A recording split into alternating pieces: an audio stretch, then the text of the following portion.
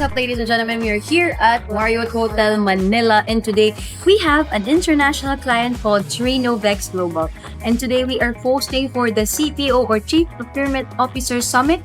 So medyo half business owner ako dito, half host. At excited ako parati for this event because natututo din ako. I'm not just hosting the event, I am also learning from fellow professionals like me. So come and join me. Let's go and let's bring energy, happiness, and love to this event hosted by Coleen Perez.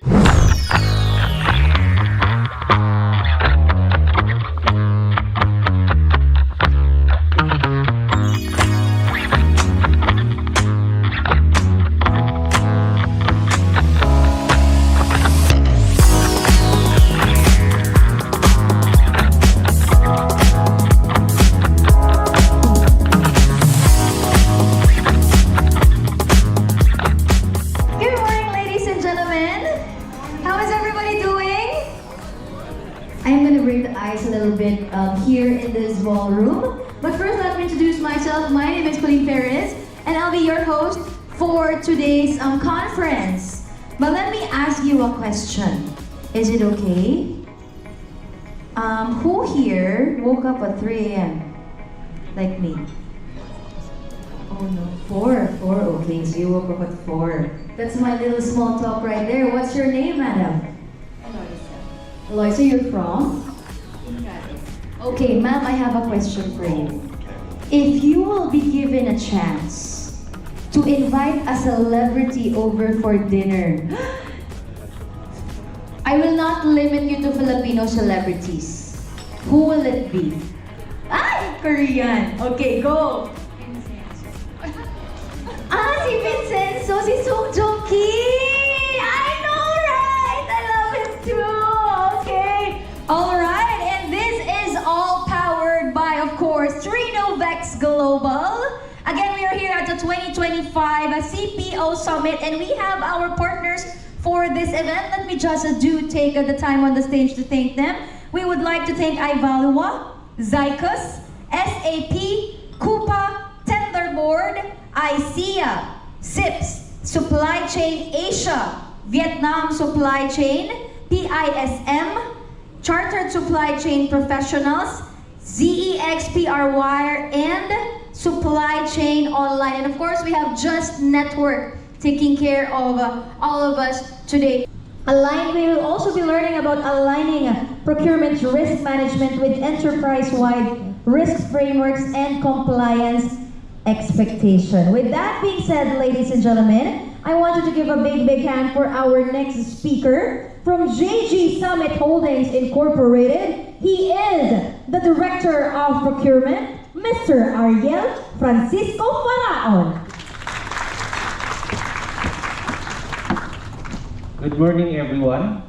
Offline, even after this conference, you can set a meeting to have an in-depth or an hour-long, I don't know how long you guys can talk. At least you have your own time to expand your learnings. One more question. Anybody has a question, po? Anybody? Question? Yes, ma'am. Oh, they have 2. Yeah, okay, let's go. It's extra 10 steps for me this morning. Very insightful topic for all of us.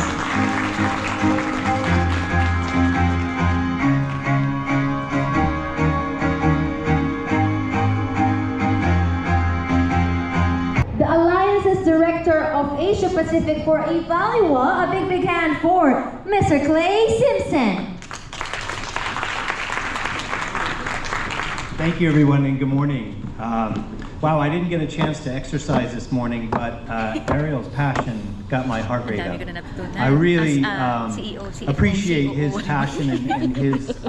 Thank you so much, Sir Clay, but can we please request you to remain on stage and ask Sir Yusuf to please join us and award you with our certificate of appreciation for being our resource speaker and representing Ivalua.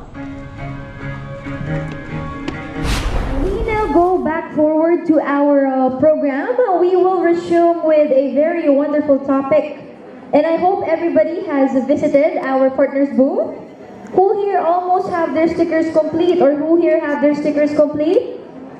Very good. And for those who haven't got their stickers, we have another break coming up. But as we go forward to our conference, make sure that you rate also all our speakers and make sure that you put your name on top. Because later on, we will be having a lucky draw and you have to make sure that your feedback form is complete and that's going to be your ticket to our lucky draw. Ladies and gentlemen, are you still okay? Did you have a good lunch? Oh no, that's the bad thing about having lunch. Everybody will feel sleepy right after, right? Okay, everybody, are you ready to learn more? Alright, so now our next speaker will be teaching us how to unlock value, understanding source to pay and its strategic importance. Ladies and gentlemen, we are privileged enough to have him here today. He is the head of procurement of DHL Philippines. A big hand for Mr. Bobet Evalle. Good afternoon, everybody. I hope everybody had a good lunch. We'll be seeing a timer on our screen and you will be hearing a bell ring. Okay, again, please do not focus on your table. You will be seated with the same people for the rest of the conference. Please find someone on the other tables or across the room, okay? If you get more steps to count, just do it. Okay, are we ready? Let's just wait for our timer. Ready? Speed networking session starts right now. Go over across the room.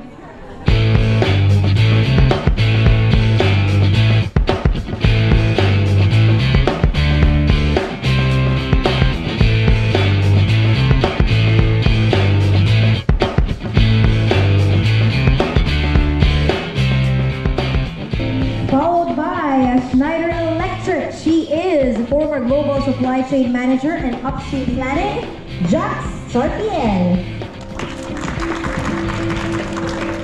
Let me introduce to you, Sarah. So we're in charge of the stage, but she's in charge of the stage and everything. And we're just doing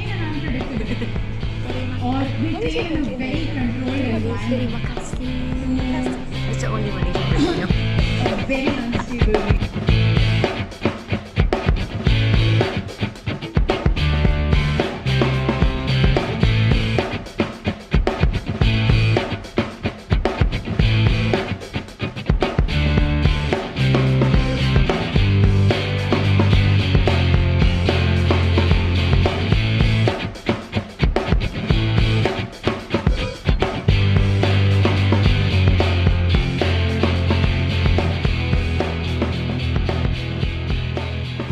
Alright, once again, ladies and gentlemen, may I invite everybody to please come back to our session hall.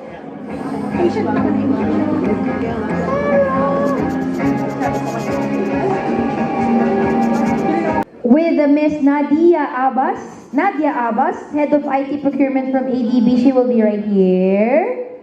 There you go. This is table number 1. For those who want to join, you can just bring your chairs and go near Miss Nadia. Next, round table number 2, over here, left side to the hall. We already have here Mr. Eric Tang, Senior Solution Consultant of Evalua. His topic will be on success, setbacks, and surprises, journeys in procurement digitization.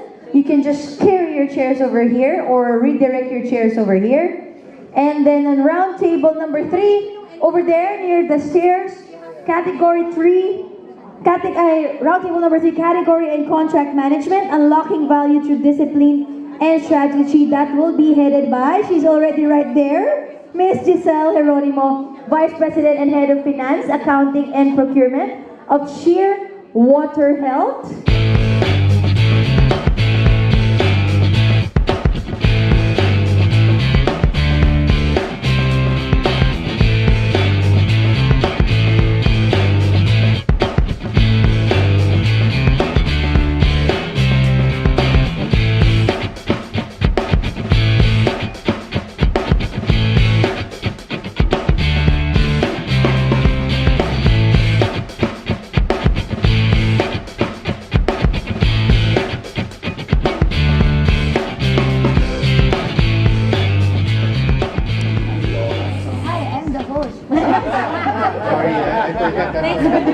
You're part of my group. I But also anyway. own a business, so I want to learn from you. Tignan natin. Anyway, so, again, let us start.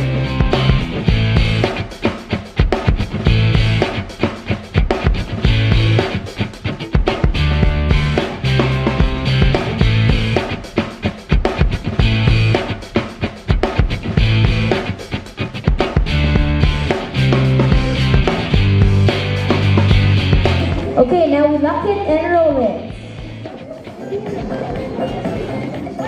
Lock it.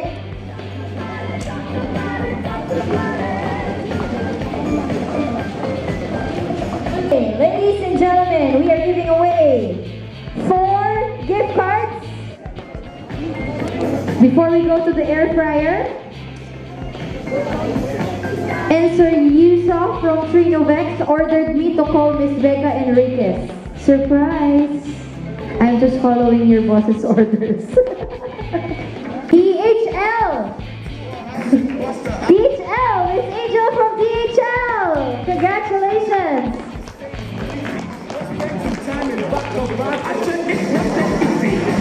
From Holy Angel University, Nami Salak!